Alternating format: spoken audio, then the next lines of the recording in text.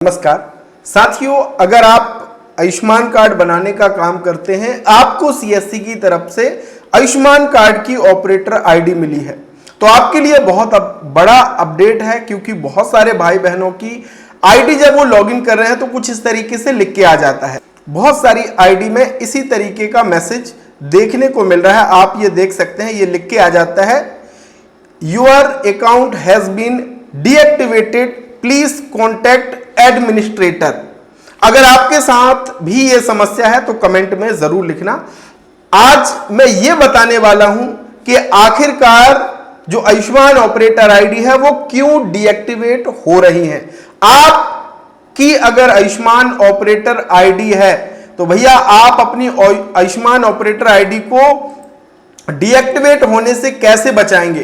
क्योंकि पहली बात यह है कि आयुष्मान ऑपरेटर आईडी बड़ी मुश्किल से मिलती है, बड़ी जद्दोजहद के बाद मिलती है, और अगर बंद हो जाती है, डीएक्टिवेट हो जाती है तो बड़ी समस्या। तो आज इसको लेकर के डिस्ट्रिक्ट मैनेजर साहब ने हमारे ग्रुप में शेयर किया हुआ है, जो मैं आपको बताने वाला हूं। हो सकता है कि आपके डिस्ट्रिक्ट मैनेजर साहब ने भी मैसेज आपके जो संबंधित ग्रुप है उसमें शेयर किया हो। तो पूरा वीडियो अंत तक जरूर देखिएगा। स्वागत है आप सभी का आपके अपने YouTube channel DG Dundee info में। मेरा नाम है अरुण लोधी और यहां पे हम बात करते हैं सीएससी से जुड़ी हर एक अपडेट, नई सर्विस, नए प्रोजेक्ट के विषय में। तो चलिए साथियों शुरू करते हैं। उससे पहले बहुत सारे भाई बहन हो सकता है कि अभी नए हो हमारे सीएससी परिवार में, ऑनलाइन के काम में, साइबर कैफे नया खोला है, तो आपके लिए हमने शुरू किया है सीएससी फ्री कोर्स। कोई पैसा नहीं लग रहा है। डिस्क्रिप्शन में डीजी डूंडी इन्फो ऐप का लिंक है, उसे डाउनलोड कर लेना और डाउनलोड करने के बाद फ्री कोर्स को जरूर ज्वाइन करना। बहुत कुछ सीखने आपको मिलेगा। तो चलिए, सबसे पहले आपको एक चीज का ध्यान रखना है।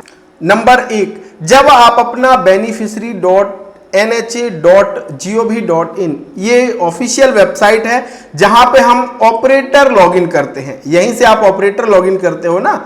यहां पे आप देखेंगे एक मैसेज यहां पे कि kindly complete the 2 courses mandatory on LMS to avoid deactivate of your UMP account.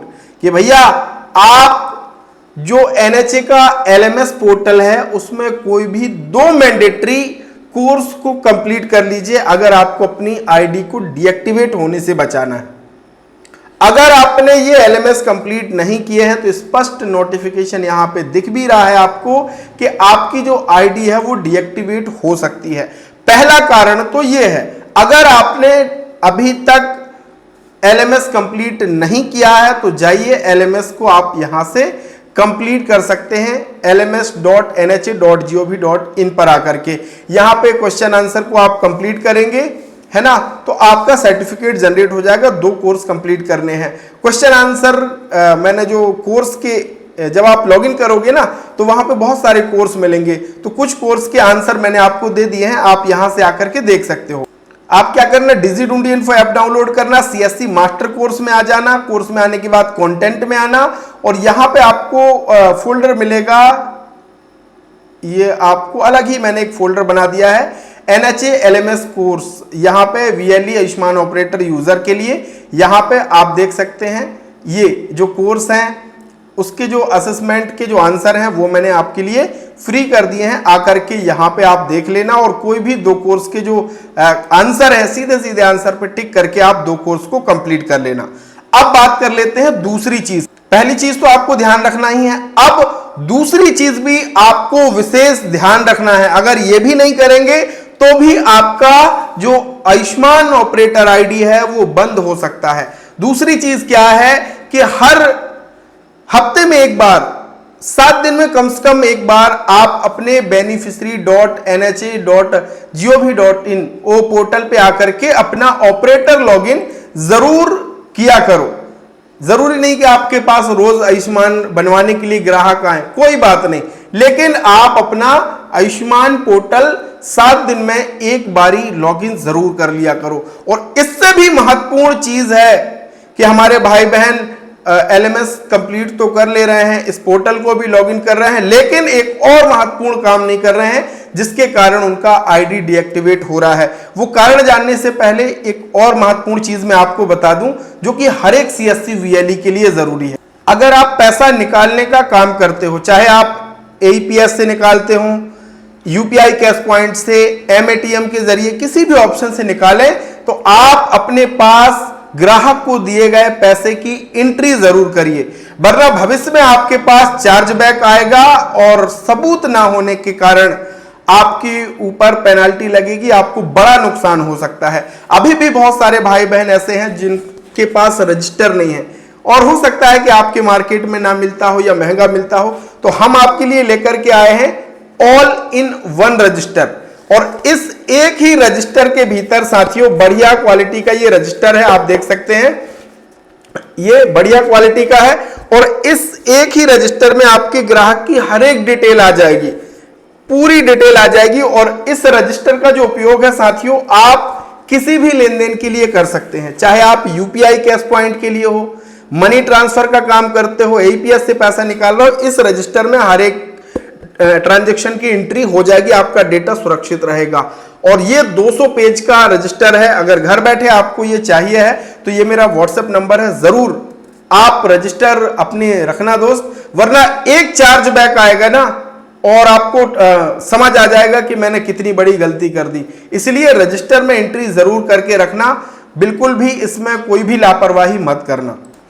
तीसरी चीज जो आयुष्मान ऑपरेटर को ध्यान रखनी है कि साथियों, बेनिफिशियरी पोर्टल ऑपरेटर लॉगिन तो आप कर ही रहे हो, इसके साथ साथ आपको यहां पे जो आपका यूएमपी पोर्टल है, यूएमपी पोर्टल का मतलब यूजर मैनेजमेंट पोर्टल, इसमें भी एक बार हफ्ते में आप जरूर लॉगिन कर लेना।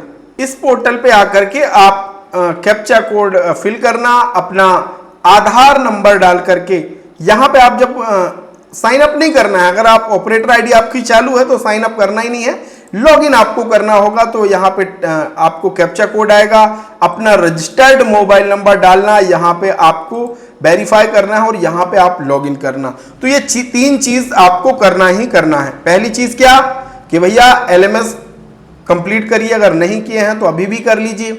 दूसरी चीज, हर सप्ताह में एक बार अपने आयुष्मान ऑपरेटर आईडी को एक्टिव करिए लॉगिन करके।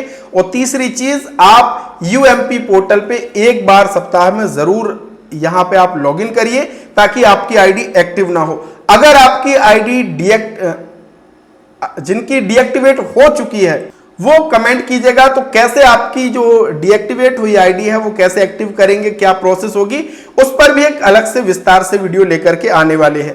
तो साथियों, किसी की भी आईडी डीएक्टिवेट नहीं होना चाहिए, क्योंकि इससे बहुत प्रभाव पड़ता है। आपके सेंटर से ग्राहक लौटते हैं, इस पे आपका क्या विचार है? और अगर ये वीडियो अच्छा लगा है तो जरूर लाइक कीजिएगा, अपने और भाई बहनों को शेयर कीजिएगा। और हाँ, एईपीएस से अगर पैसा निकालने का काम करते हैं तो आप रजिस्टर अपने पास जरूर रखना, और अगर ऑल इन वन रजिस्टर चाहिए है घर बैठे तो आप मुझे व्हाट्सएप पे मैसेज कर देना। बहुत बहुत धन्यवाद, थैंक यू सो मच।